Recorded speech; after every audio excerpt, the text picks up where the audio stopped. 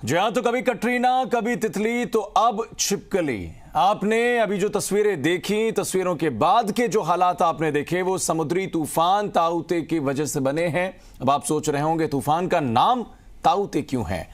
दरअसल आपको बता दें कि इस बार तूफान का नाम म्यांमार ने दिया है और ये एक ग्लोबल स्टडी है। वैश्विक स्तर पर अलग अलग देश वहां से उठने वाले इस तरीके के चक्रवाती तूफानों का नाम देते हैं और ये एक लिस्ट कहीं ना कहीं वैश्विक स्तर पर जो मेट्रोलॉजी डिपार्टमेंट है, मौसम विज्ञान है, उसकी तरफ से निर्धारित की गई है। और वहां पर ताउते का मतलब होता है छिपकली। जिस तरह से छिपकली धीरे धीरे आगे बढ़ती है, अचानक से दुश्मन पर हमला करती है, ठीक वैसे ही ताउते तूफान भी कुछ ऐसे ही आगे बढ़ रहा है। चक्रवाती तूफान का असर अगले 24 से 48 घंटे के भीतर दिखाई पड़ सकता है और ये और ज्यादा भीषण हो सकता है। आज सुबह करीब 10:30 बजे ताउते तूफान गोवा के तट से टकराया और अब ये गुजरात की तरफ बढ़ रहा है। तो ताउते तूफान ने गोवा के तट पर दस्तक देने से पहले अपना रंग दिखाना शुरू कर दिया। केरल, तमिलनाडु और कर्नाटक से खतरनाक तस्वीरें आने शुरू हो चुकी हैं और यह खतरा अगले 1 से 2 दिन में और बड़ा हो सकता है, क्योंकि 18 मई को 175 किलोमीटर प्रति घंटे की रफ्तार से हवाएं चलने की आशंकाएं हैं। आपको दिखाते हैं ताउते के शुरुआती तेवर आखिर कैसे नजर आए।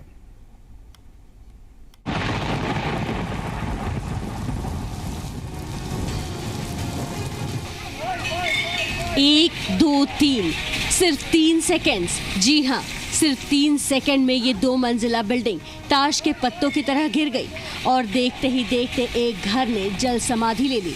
तस्वीर केरल के कासरगोड की है।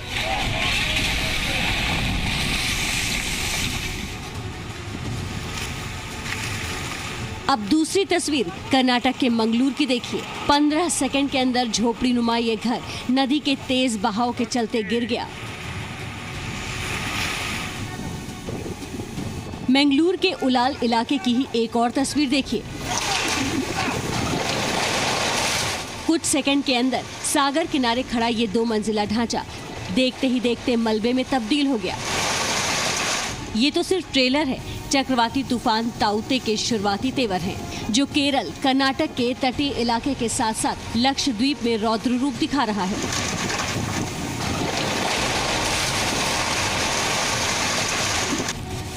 लक्षद्वीप से आई तस्वीरों से आप ताउते तूफान की ताकत का अंदाजा लगा सकते हैं। तेज रफ्तार से हवाएं चल रही हैं और तेज बारिश हो रही है। उसके बीच ये नाव फंसी हुई है। ये मछुआरे समंदर में जाने की कोशिश कर रहे थे, लेकिन तूफान की ताकत के आगे इन्हें अपने कदम पीछे खींचने पड़े।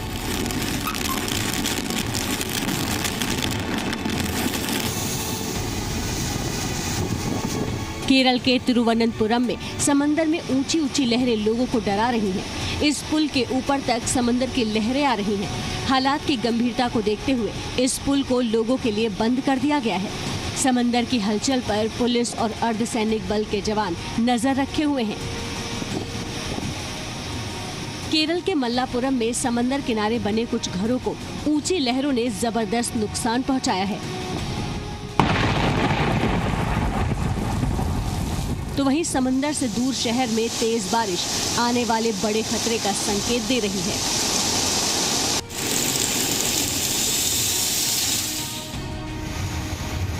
केरल के ही छव्वक्कड़ में समंदर किनारे इस इलाके को देखिए।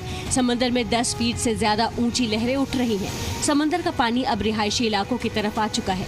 ये घर पहले जमीन पर हुआ करता था, लेकिन अब समंदर के पानी ने इसे चारों तरफ से घेर लिया है और ये घर कभी भी गिर सकता है।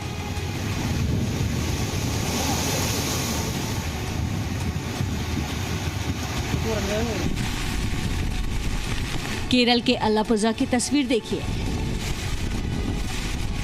समंदर का पानी किस तेजी से घरों के अंदर घुस रहा है। समंदर के किनारे बसे इन घरों पर ताउते तूफान का खतरा बढ़ता जा रहा है। ताउते तूफान अभी केरल और कर्नाटक के तटीय इलाकों में अपना रौद्र रूप दिखा रहा है। कहीं जोरदार बारिश हो रही है तो कहीं समंदर में डराने वाली ऊंची लहरें उठ रही हैं। माना जा रहा है कि ये 18 मई को गुजरात के तटीय इलाकों से टकराएगा, लेकिन तब तक ये तूफान कमजोर होने के बजाय और ताकतवर हो जाएगा। मौसम विभाग ने आशंका जताई है कि अगले कुछ दिनों में ताउते तूफान के कारण 175 किलोमीटर प्रति घंटे की रफ्तार से हवाएं चलेंगी। सोचिए, जब इस रफ्तार से हवाएं चलेंगी तो इसका समंदर के किनारे बसे रिहायशी इलाकों पर क्या असर होएगा। ताउते के शुरुआती तेवर को देखते हुए केरल से गुजरात तक ने तैयारियां तेज कर दी हैं। राहत और बचाव के लिए केंद्र और राज्य की टीमें अभी से तैनात हो गई हैं। ब्यूरो रिपोर्ट, जी मीडिया।